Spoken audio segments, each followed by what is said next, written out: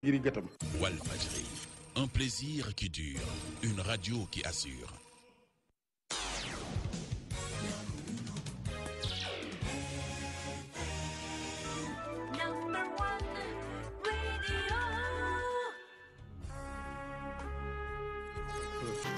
fexe leen ba dëgg rek nekk seen doole fexe leen ba bu leen yab seen askan xam leen ne benn patron rek la ñu am mooy le peuple sénégalais kon nag bu ngeen bañee seen askan yeb leen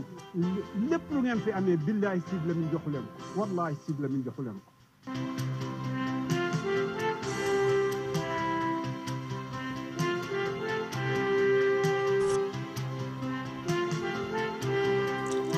Walf ngi waltaa lu njubbam tàkke kenn du ko fay Seydi Mouhamed Lamine Niass yàlla na la fay Walf ngi waltaa lu njubbam tàkke kenn du ko fay Seydi Mouhamed Lamine Niass yàlla na la fay jàmbaar cawaar kaar sutub yaaram bi yaar yi jëf saw tur de day jëm ca kaw rek waaye dootu fi fay yaa marqué sun histoire réew mi yaa rafetal si gël nga lislaam sagal waa diina yaa jaraway taaral nga sa dund ci njullit gu sell te wér bañkat bi jàmbaar ji réew mi waaru rëy nga ci bay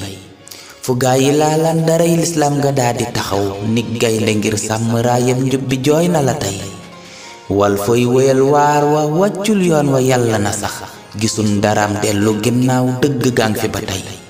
la Sidy bëggoon la seex doomam ji bëgg ba tey xel dal na kon Walf ñépp a bég nanu tey kon Walf mooy kàddu askan wi ca booba ba tey te changé wul suufewul Walfadjri kenn du ko fay Walfadjri faj njàmbat ak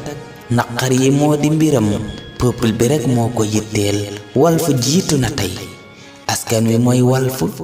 Walfoy réew mi dëgg du jay nun Walf lan jàppe sun moomeel di daal bañ a fay